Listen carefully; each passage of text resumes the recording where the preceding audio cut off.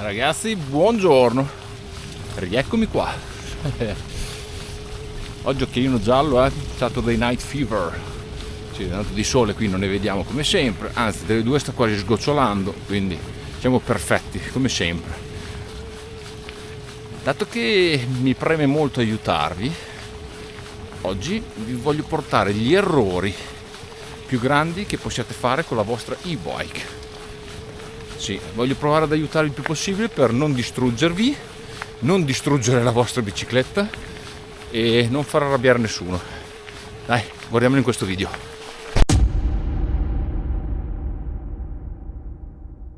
Quindi il primo errore che secondo me molta gente fa, perché ok, e-bike si diverte, può fare quel che vuole senza far troppa fatica, e quindi il classico è da fermo buttare la e-bike in turbo e poi partire. Ecco, una volta, due volte, va bene, ogni tanto diciamo, ma farlo di continuo di sicuro non gioverà alla vostra trasmissione e anche al vostro motore, sempre continuamente sotto sforzo. Quindi cercate di usare prima sempre le marce e poi, se non ci riuscite, andare fino a introdurre la modalità turbo. Ragazzi, se siete in una salita e vi fermate, scendete dalla bicicletta, mettete nel rapporto più agile, come tirando su il posteriore della bicicletta e girando i pedali, dopodiché potete salire, cominciare a pedalare se non ce la fate mettendo tour e turbo. Di sicuro è meglio partire in salita con un rapporto agile piuttosto che con un rapporto più duro che avete nella vostra e-bike. Altro errore che ormai penso che tutti i canali anche di mountain bike e biciclette ve ne parlano. Attenzione a come lavate la vostra bicicletta, nel senso che soprattutto con una e-bike avete dei componenti elettrici. Il motore soffre molto con l'acqua, ne ho già parlato in un video di cui vi lascio qui il link sotto in descrizione. Quindi state attenti a come la lavate. Se la lavate con una lancia lo potete fare ma stando lontani. Diciamo che dobbiamo inumidire la nostra bicicletta e dopo un po' di acqua e sapone e mano con una spugna. Sicuramente la vostra e-bike ringrazierà. Sempre per quanto riguarda il lavaggio della vostra e-bike, evitate di ribaltarla, perché tanto non serve a niente, anzi, nella parte inferiore sotto la vostra bicicletta, qua, adesso non so se si vede, c'è un buco, quel buco lì serve appunto per scaricare l'acqua, quindi se la mettete capovolta, testa in giù e gli sparate anche dentro dell'acqua, non è che ne gode molto la vostra e-bike. Ma comunque ogni tanto, tipo me col fango e tutto quanto, rischiate che si inchiuda quel buco. Quindi ogni tanto controllate, perché sennò vi trovate il motore delle volte a bagnomaria. Mi raccomando, lunghe soste della vostra e-bike, quindi lasciate in garage per 2 mesi. Ricordatevi la batteria, nel senso teniamola sempre in un range tra il 30 e il 70, diciamo, ma soprattutto non lasciatela al freddo, perché di sicuro la vostra e-bike, la vostra batteria dell'e-bike ne soffrirà. Comunque anche quello c'è un video qua sotto in descrizione. Se pensate di fare un giro, pianificatelo, è importante per non rimanere a piedi. Chiaro che dipende tutto dalla vostra batteria, sapete già più o meno quanti chilometri riuscite a fare, quanto dislivello riuscite a fare, quindi regolatevi. Se pensate di fare un giro troppo lungo, magari prevedete una sosta nel mezzo e portatevi il caricatore con voi, perché molta gente esce senza caricatore e poi dopo si trova a rifugio senza la possibilità di caricare. Sì, perché molti fanno questo errore, molti arrivano e pensano che magari ogni rifugio abbia l'attacco della vostra e-bike. No, non è sempre così. Quindi se uscite, zaino e caricatore dentro, sempre per giri lunghi. Per giri piccoli pianificatelo prima. Chiaro che se fate casa lavoro, lavoro casa, sapete più o meno quanto consumate.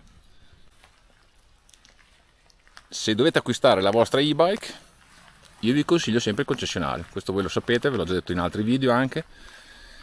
Lo metto sotto errore perché personalmente mi è capitato di non comprare la prima e-bike da un concessionario e quando ho avuto dei grossi problemi, dopo tutto uno sbattimento vuol dire tutta una procedura per rimandargliela indietro questa bicicletta, che non è stata così semplice come tutti raccontano.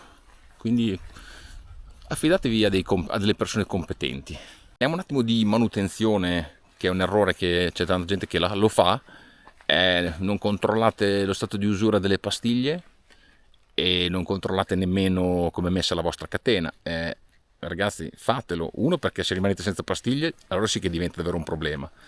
La catena si può rompere, o se non si rompe vi distrugge tutto il pacco pignone e quindi il vostro portafoglio dopo si deve aprire per forza. Quindi mi raccomando, non fate queste ore qui, sono 5 minuti, forse meno.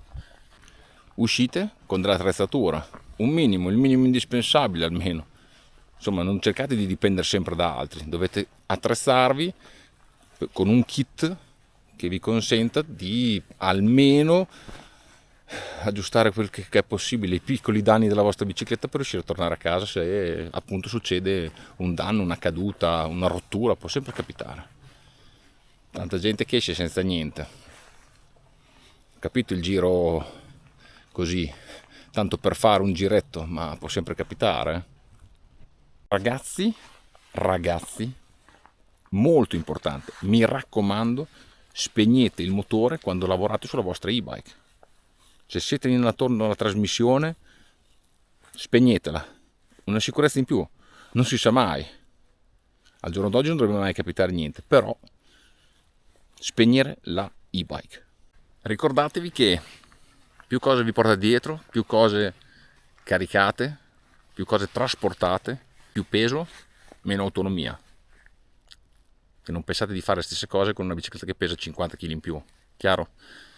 È importante. E poi, purtroppo, perché dico che è un purtroppo, viaggiare in aereo con la e-bike al momento non è possibile. Dovete sempre informarvi della compagnia aerea, perché magari vi presentate all'aeroporto con la vostra e-bike dentro al suo scatolone o dentro la sua sacca.